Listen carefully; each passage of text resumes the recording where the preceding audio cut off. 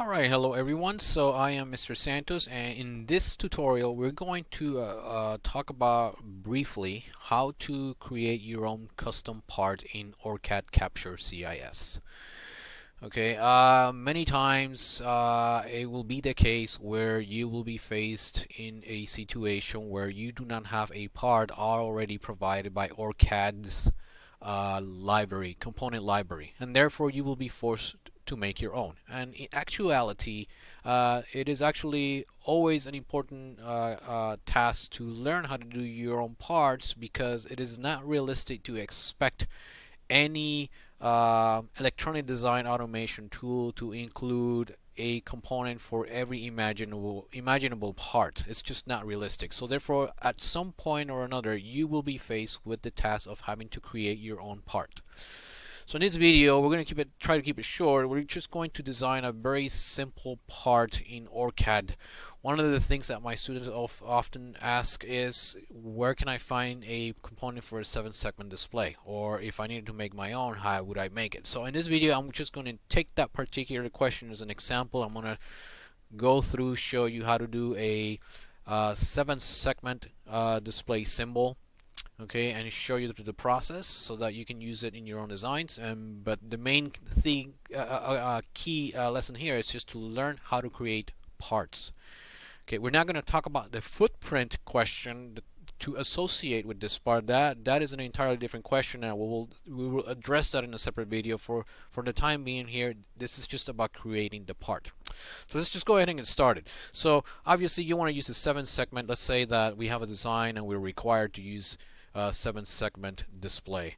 Okay, so obviously the first thing you have to ask yourself is, what kind of 7-segment, what is the size, and if it's a traditional 7-segment, what do you need to know about it? You need to obviously look information in the datasheet.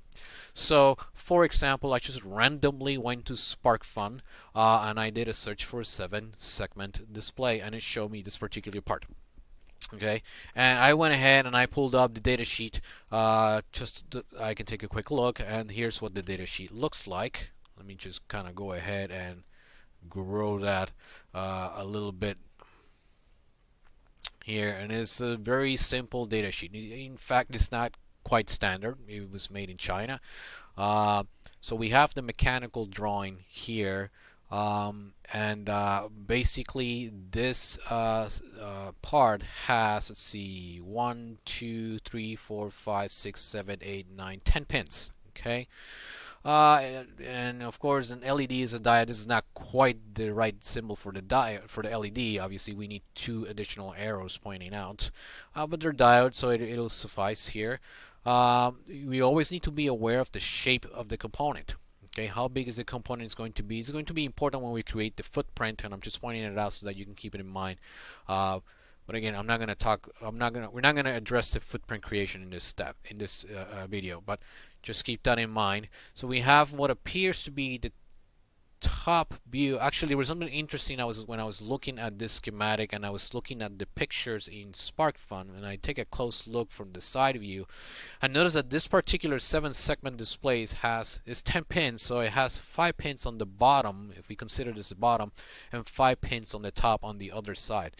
If we try to compare that with the schematic, it makes it look, because they placed this drawing right beneath the side here, it looks like it's the opposite, but that is actually not the case. This is the bottom with the 5 pins, so there will be 5 pins in the bottom, 5 pins in the top, and this is actually looking at it sideways. So this drawing should have been on this side, and it should have been the same length of the drawing, of the height of the drawing. Okay, and I can tell that for a fact because I can see that the dimensions, which are in millimeter in this particular drawing, are 25 millimeters, and the spacing between the top and bottom rows of pins is approximately 20 millimeters. So it makes sense, right? Whereas in here, the spacing between opposing pins is only about 10 millimeters. So there's no way that there's no way that this has to be the bottom. This has to be the side part, and it has to be the bottom part. So, and then this is basically the diagram, but we're not going to draw this diagram. Instead, what we're going to do is we're going to draw a rectangle, and we're going to make a fancy part. Okay, we can make a simple part consisting of a drawing just like this. We would just put a bunch of LED symbols and work with that. We're gonna make it a little bit more fancy. So this is an example of one part, and for purposes of the footprint, where the pins would be located. But then I went to a different vendor. I went to Jameco Electronics, and again I did another search for a 7-segment component. And here I got a common cathode. And that's another thing, you have to be careful. Here's a common anode part. That means the supply is positive and you provide a negative voltage in order to light that up. Whereas in here, the common cathode will have, I pulled that, let me just show you the schematic for that.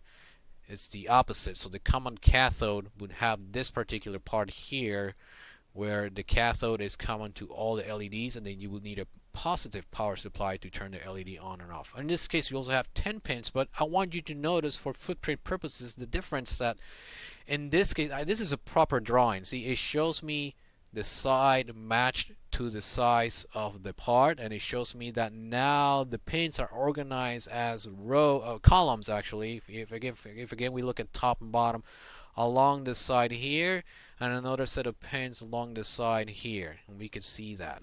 Okay, so we will need this information for the footprint creation step, but for this case we want to do the design. So you need to make a choice of what kind of part, whether it's going to be common anode, common cathode. Note that the pin numbering is not necessarily the same, even for the symbol, for the schematic symbol itself. Right, we have different numbering, so you have to be very careful that what kind of part you use, and that the pin numbers match the actual segment. So you cannot just simply drop any 7-segment display. It has to match your actual design. Okay, so having that information, just go ahead and let's assume that you want to pick the SparkFun part. We're going to go ahead and do a symbol for SparkFun part.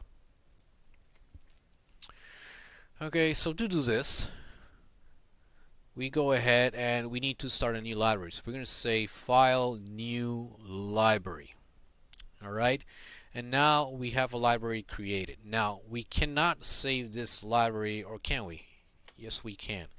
So what I did is I saved my library into my own project folder in my documents in my machine under OrCAD. I created a folder called Custom Libraries, and let's just I call it Delete Me Library. But of course, give it some kind. You organize your libraries based on a particular class. Maybe you have all your custom libraries for a particular project, so you call it project library or class lecture library, or maybe they're by particular component types like semiconductor custom or LED custom or whatever you want to do. But try to give it a sensible name and organize your parts in a sensible manner. For the purpose of this tutorial, I'll just call it Delete Me LED. I'm going to overwrite that. I'm going to say yes. So now I have an empty library that has no parts. Okay, so to create a part, I'm going to go ahead and do right click under the library and new part, and then right here we give it a name. Okay, so I'm just going to call it 7-segment display. Alright, and I'm going to call it D for LED, or actually let's give it a reference designator of seg. So then when we drop multiple parts, it'll be seg1, seg2, seg3. That's what the segment designator means. Or for example, if you have chips, it would be U. The designator would be U, because then when you put parts, it will be U1, U2, U3. If you were making, for whatever reason, a custom resistor, you would place R for the reference prefix. And then when you place the part of your schematic, it will be R1, R2, R3, R4. Anyways, for us, let's just say segment footprint. I don't have one yet, so I'm going to leave this open. Okay, we're going to create a simple part. Actually, in OrCAD, we can create parts that contain multiple parts, and in that case, we have a package that contains multiple parts, and they're either the same, and that's called homogeneous, or they're different, called heterogeneous. And then for the part numbering, it refers to the reference designator for the package parts. And let me actually show you what I mean by that. Okay, so in OrCAD, we're going to create basically a simple part. Okay, so that's going to be our 7-segment display.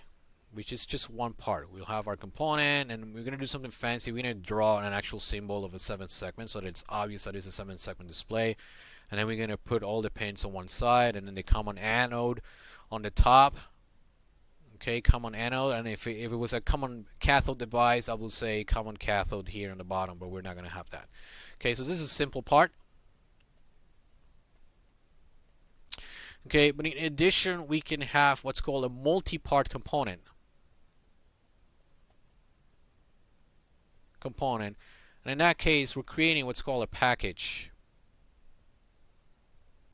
A great example of a multi-part component is a logic device. So for example, if we have a chip containing, many logic chips, like the traditional NAND type device family, you can get a chip with at least 4 NANDs in them, right? This device has 4 parts, 4 NAND gates, and each of these are exactly the same. The only difference is the pin numbers that get assigned. So such a part, where we have the same part duplicated several times, it's called a homogeneous part. Okay. Another type of multi-package is a heterogeneous, as you may have guessed. I don't know if I spelled that correctly. Please forgive me. But a heterogeneous part is one where you have 2 different parts. So for example, a relay might be an example of such a part. A relay is composed of a switch for a simple relay and a coil. So this package has 2 different parts. We have a switch part, and we have a completely different part inside of it, which represents the coil to actually arm the switch on and off. Okay, so this is the difference between homogeneous and heterogeneous, and this is only applicable for a multi-part package. Okay, so the part numbering here, alphabetic or numeric here, your choice. It's only valid when we're doing multi-part. So for example, if this is U1, maybe this would be U1A, U1B, U1C, and U1D. These are the reference designators for these, not for the pins. Okay, so that's alphanumeric. And if it's numeric, then it will be U11, U12, U13, U14. Okay, that's what it's the significance of these options are. But again, we're making a simple part here, so that's not applicable here, and we're just going to choose a 1 part per package, and we have everything. Click OK, and you present it with this. Okay, let's see. So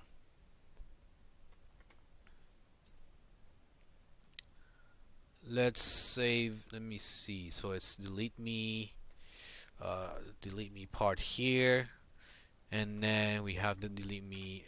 We have the component here. Okay, so and we call the part the 7th segment display. Okay, so you present it with this, right? And we have basically a dashed outline. Basically, anything you draw to draw your part or your component has to go inside of this boundary. You could click on this boundary and you can change it and resize it as you see fit. But any graphic elements have to be inside of the part. Okay, and then when we start placing pins for the parts, they can only be placed on the outline of the part. So that's the only restriction.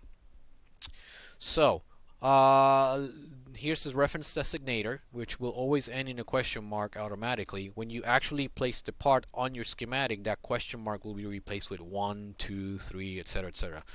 For values, this is not a component with a value. We'll just call it 7th segment display, or just 7-segment. Okay, so that's the name of my part. Okay. Now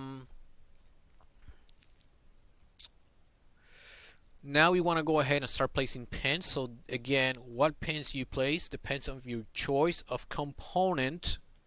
All right, I'm going to pretend I want to use this SparkFun part on my board, and you can't see it, but basically I have, basically I'm gonna add 1, 2, 3, 4, 5, 6, 7, 8, 9, 10 pins, and I'm gonna assign them these pin numbers, and I'm gonna assign them these pin names. Okay, because I don't have any room. I want to move this off to the side of my screen, but just keep that in mind that I'm using that as a reference, and I'll show you one more time before I do that. But I'm gonna go ahead and start placing pins. So I need 10 pins. Okay, so I can go right here and I can basically place pin icon here. Okay, and I'll ask you for a name. So I'm gonna say A, and the number is 7. And I'm gonna leave it at passive because it's simply a passive device. I'm gonna have 1, 2, 3, 4, 5, 6, and I'm running out of room here, so I'm gonna grow this. Okay, I'm gonna continue to place pins. Let's just leave it as A. In fact, let me cancel that. I'm gonna click on the pen. I'm gonna copy, and then Control C, and then Control V to paste. Okay, so let's see, 1, 2, 3, 4, 5, 6, 7, 8, 9, and a 10 for my common anode there. Alright, as you're clicking, I cancel midway, but as you're clicking, the number automatically increments. Okay, so if you have something like D1, D2, D3, it will automatically increment. And let me show you real quick. Just pretend here.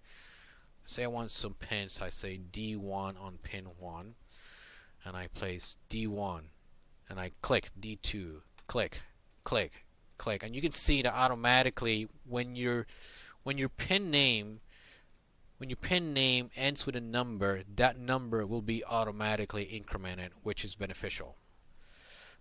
So anyways, click and hit the delete key because I don't want that. Alright, I have my parts and I got a label. So A is correct.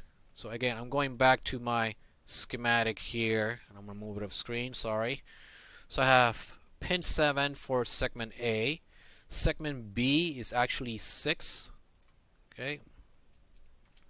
B is pin 6. C, nope, I didn't mean to do that. C is pin 4. A,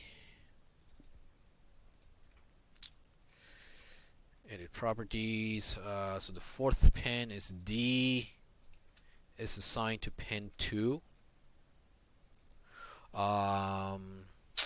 Let's see, E is assigned to pin 1.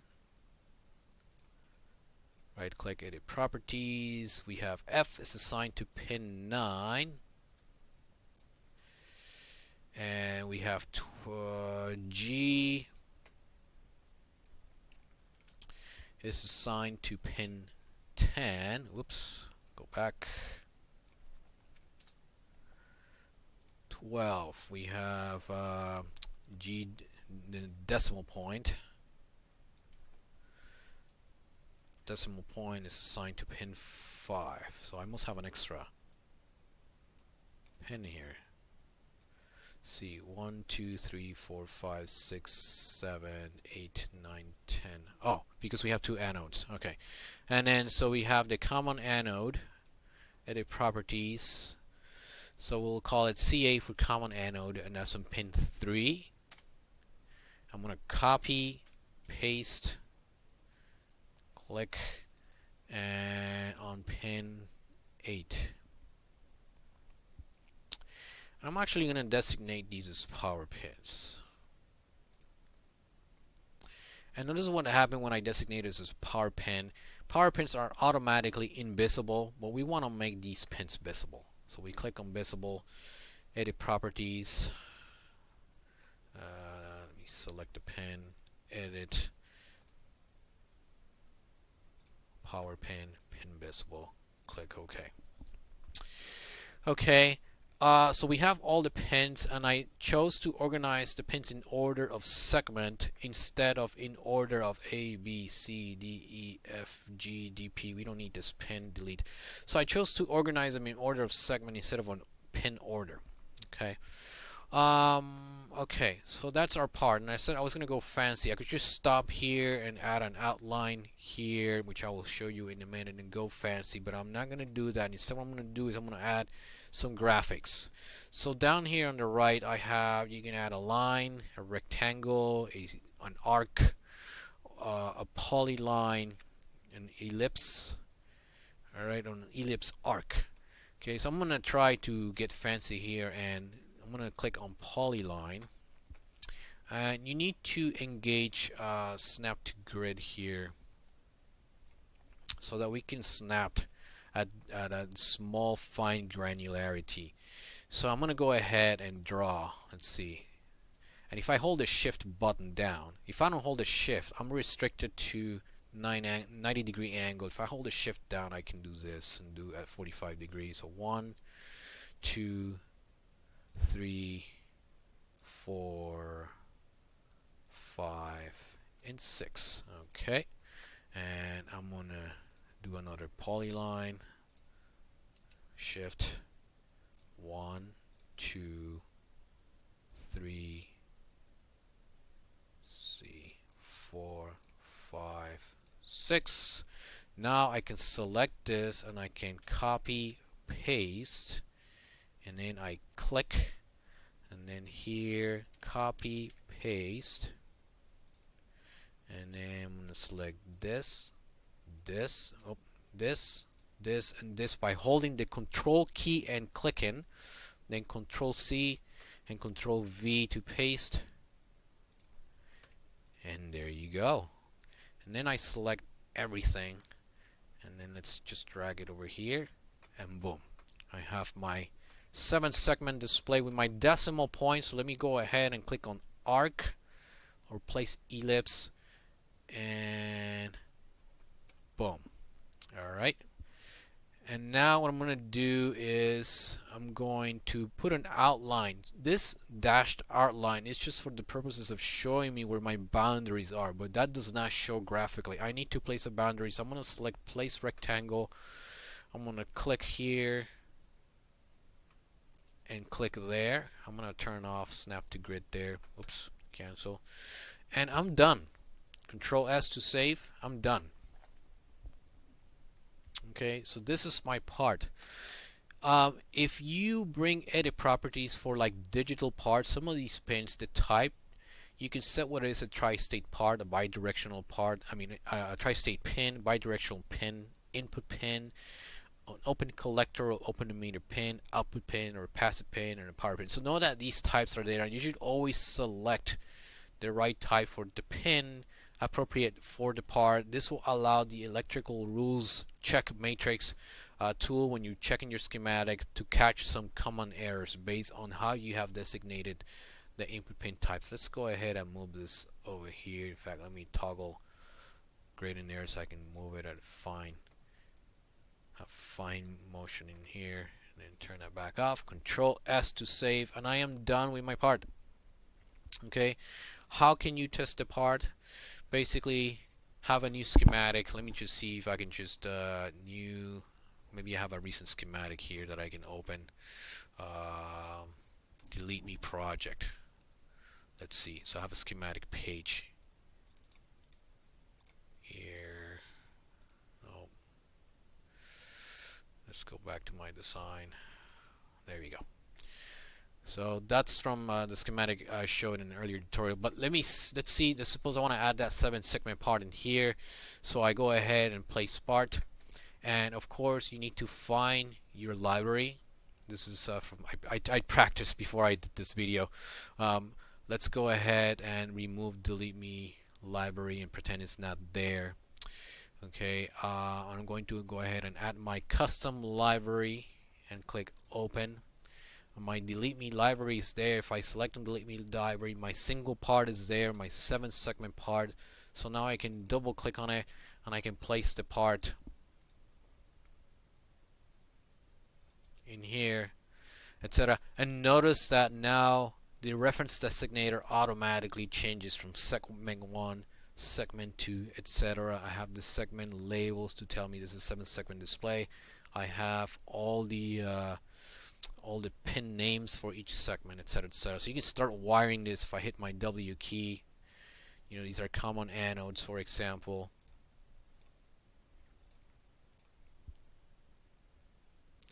And again, your components should always be as wired as possible. We should not have just lines with just net labels going nowhere. Maybe I can add a BCC, so I hit F key and I select BCC bar. And I stick that right in there, change the name to BCC so that I can hook up to my BCC power supply. And then after that, if you have resistors, you can just start connecting all these wires to the rest of your circuit as needed, etc., etc. Let me undo that. I can select all of these lines, connect, paste, blah blah blah, and then you put maybe your current limiting resistor, 330 ohms or so for each of the 7 segments. But there you have it. That's how easy it is to create the component. So again, you create a new library. Then after you save your library in a place where you know where to find it, you can go ahead and right click and add new part. Alright, and then you go inside of your design part and you just start adding pins. And usually a rectangle with the pins is sufficient. If you want to get fancy and add graphics that are more representative of the component, which is something that I tend to do, then you can take it a step further and add more graphics into your particular component. So there you have it, folks. That's how you make a simple component and part in OrCAD and add it to your custom library. Okay, so I hope that'll help you get started on making your own parts, on your own simple parts in OrCAD. And I hope to address in a separate video how to do custom footprints to attach the footprint to the part, and also how to make other kinds of parts such as multi-part packages and containing either homogeneous parts and heterogeneous parts. Alright guys, that's it. Thank you for your time.